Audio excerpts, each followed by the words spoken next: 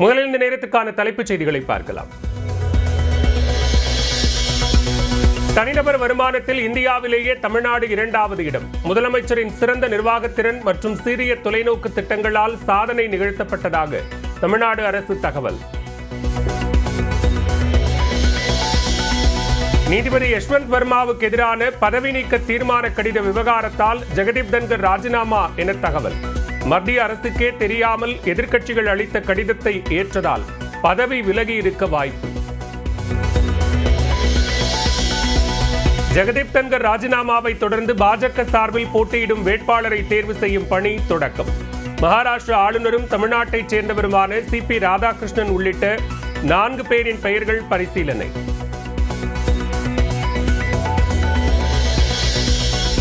Apollo மருத்துவமனையில் சிகிச்சையில் இருந்தபடி ஆலோசனை நடத்திய முதலமைச்சர் மு க ஸ்டாலின். உங்களுடன் ஸ்டாலின் திட்டப்பணிகள் குறித்து தலைமைச் செயலாளரிடம் விவரம் கேட்டறிந்தார். முதலமைச்சரை சந்தித்து நலம் விசாரித்த சகோதரர் மு க அழகிரி. விரைவில் நலம் பெற்று வீடு திரும்புவார் என துணை முதலமைச்சர் உதயநிதி ஸ்டாலின் உறுதி. தீமைக்கு மாற்று தீமை இல்லை. கூட்டணிக்கு அழைத்த எடப்பாடி பழனிசாமிக்கு சீமான் பதில். எங்களுக்கு ஒரு கோட்பாடு இருக்கு, ஒரு தீமைக்கு மாற்று தீமை இல்லை. நெருப்பை வச்சு அணைப்பது கடினம். நெருப்பை அணைக்கிற நீர் யாருன்றதுல. அதிமுக தொண்டர்களை ஏமாற்றிக் கொண்டிருக்கிறார் எடப்பாடி பழனிசாமி. விஜயை கூட்டணிக்கு அழைத்தது குறித்து தாவேக நிர்வாகி அருண்ராஜ் விமர்சனம்.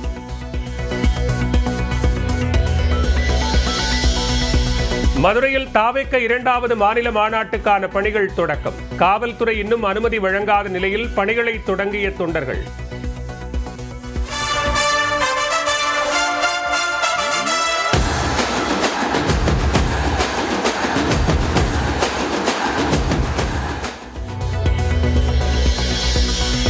விருதுநகர் மாவட்டத்தில் விதிகளை மீறி செயல்பட்ட 46 பட்டாசு ஆலைகளின் உரிமம் ரத்து. அதிகாரிகளின் ஆய்வுக்கு ஒத்துழைக்காத பட்டாசு ஆலைகளை தற்காலிகமாக மூட தென்மண்டல பசுமை தீர்ப்பாயம் உத்தரவு. பிரதமர் மோடியின் 2 நாள் தமிழக சுற்றுப்பயண திட்ட விவரம் வெளியானது. கங்கை கொண்ட சோழபுரம் கோவிலில் 1.5 மணி நேரம் சாமி தரிசனம் செய்கிறார். திருப்பூரில் உள்ள பனியன் நிறுவனத்தில் தீ விபத்து. பல கோடி ரூபாய் மதிப்புள்ள பொருட்கள் சேதம் என தகவல்.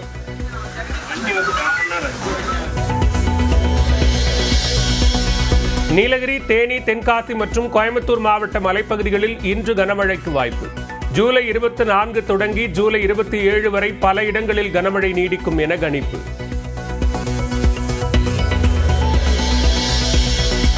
சென்னைக்கு அனுப்பப்பட்ட குரூப் 4 விடைத்தாள் பெட்டி திறந்திருந்ததாக வெளியான தகவலுக்கு TNPSC மறுப்பு. அட்டை பெட்டியில் விடைத்தாள்கள் அனுப்பப்படாது என விளக்கம். சாலையோரத்தில் உள்ள அரசியல் கட்சிகளின் கொடிக்கம்பங்களை அகற்ற இடைக்கால தடை. 3 நீதிபதிகள் அடங்கிய உயர்நீதிமன்ற மதுரை கிளை உத்தரவு. புனேவில் காதலிக்க மறுத்த பள்ளி மாணவியை கத்தி முனையில் மிரட்டிய 12ஆம் வகுப்பு மாணவர். பதற வைக்கும் வீடியோ.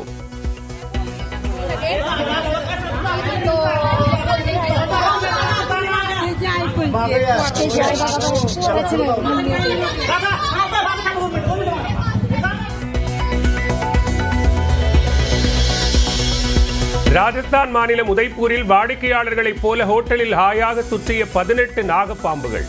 உரிமையாளர் அதிர்ச்சி அடைந்த நிலையில் பத்திரமாக மீட்ட பாம்பு பிடி வீரர்.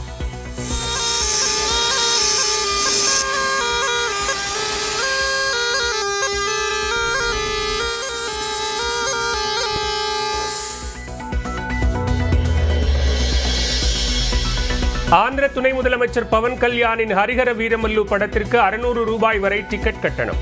அனுமதி அளித்தது தெலங்கானா அரசு. சீனாவில் சுற்றுலா பயணிகளை கவர்ந்த இன்னிசை நீரூற்று.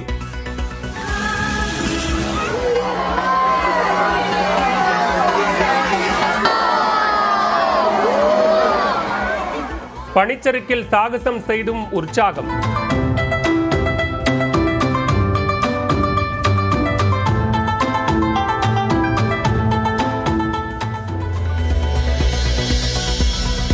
தங்கம் விலை ஒரே நாளில் சவரனுக்கு 840 ரூபாய் உயர்வு. ஒரு சவரன் விலை 74,000 தாண்டியது. முதலில் இந்த நேரத்துக்கான தலைப்புச் செய்திகளை பார்க்கலாம். தனிநபர் வருமானத்தில் இந்தியாவிலேயே தமிழ்நாடு 2வது இடம். முதலமைச்சரின் சிறந்த நிர்வாகத்திறன் மற்றும் சீரிய தொலைநோக்கு திட்டங்களால் சாதனை நிகழ்த்தப்பட்டதாக தமிழ்நாடு அரசு தகவல். நீதிபதி யஷ்வந்த் வர்மாவுக்கு எதிரான பதவி நீக்க தீர்மான கடித விவகாரத்தால் ஜெகதீப் தன்கர் ராஜினாமா என தகவல். மத்திய அரசுக்கே தெரியாமல் எதிர்க்கட்சிகள் அளித்த கடிதத்தை ஏற்றதால் பதவி விலகி இருக்க வாய்ப்பு. ஜெகதீப் தன்கர் ராஜினாமாவை தொடர்ந்து பாஜக சார்பில் போட்டியிடும் வேட்பாளரை தேர்வு செய்யும் பணி தொடக்கம். மகாராஷ்டிர ஆளுநரும் தமிழ்நாட்டைச் சேர்ந்தவருமான CP ராதாகிருஷ்ணன் உள்ளிட்ட 4 பேரின் பெயர்கள் பரிசீலனை.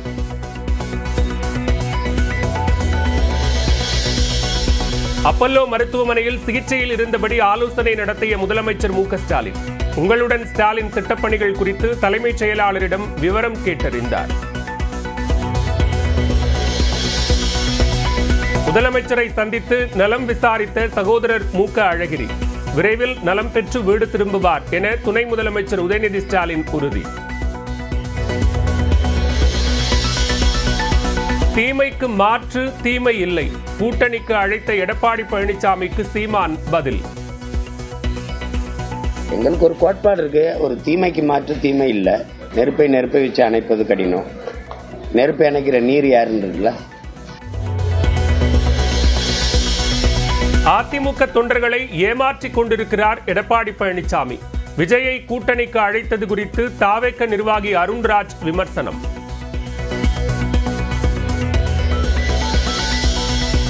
மதுரையில் தாவேக 2வது மாநில மாநாட்டுக்கான பணிகள் தொடக்கம். காவல்துறை இன்னும் அனுமதி வழங்காத நிலையில் பணிகளை தொடங்கிய தொண்டர்கள்.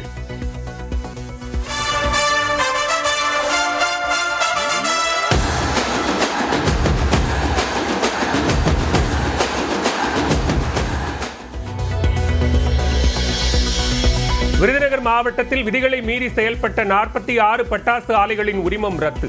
அதிகாரிகளின் ஆய்வுக்கு ஒத்துழைக்காத பட்டாசு ஆலைகளை தற்காலிகமாக மூட தென்மண்டல பசுமை தீர்ப்பாயம் உத்தரவு.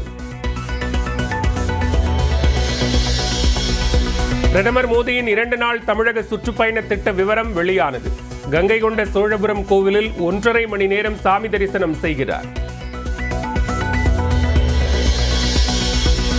திருப்பூரில் உள்ள பனியன் நிறுவனத்தில் தீ விபத்து. பல கோடி ரூபாய் மதிப்புள்ள பொருட்கள் சேதம் என தகவல்.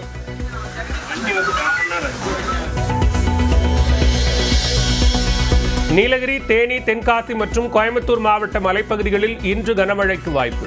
ஜூலை 24 தொடங்கி ஜூலை 27 வரை பல இடங்களில் கனமழை நீடிக்கும் என கணிப்பு.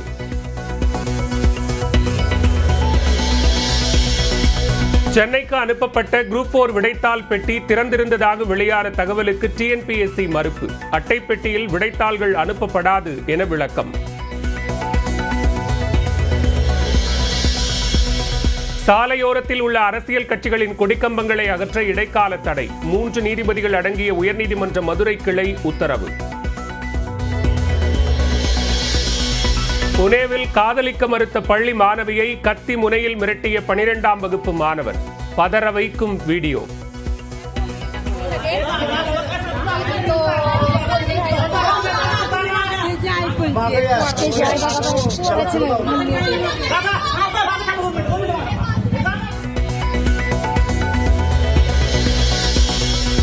ராஜஸ்தான் மாநிலம் உதய்பூரில் வாடிக்கையாளர்களைப் போல ஹோட்டலில் ஹாயாக சுற்றிய 18 நாகப்பாம்புகள். உரிமையாளர் அதிர்ச்சி அடைந்த நிலையில் பத்திரமாக மீட்ட பாம்பு பிடி வீரர்.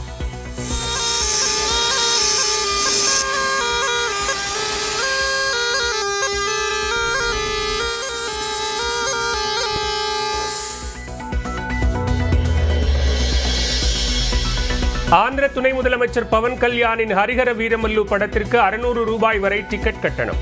அனுமதி அளித்தது தெலங்கானா அரசு. சீனாவில் சுற்றுலா பயணிகளை கவர்ந்த இன்னிசை நீரூற்று.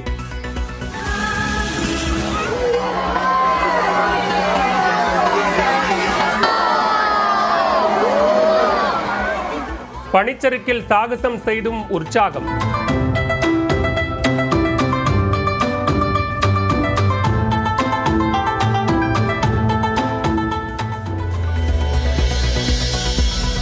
தங்கம் விலை ஒரே நாளில் சவரனுக்கு 840 ரூபாய் உயர்வு. ஒரு சவரன் விலை 74,000 தாண்டியது.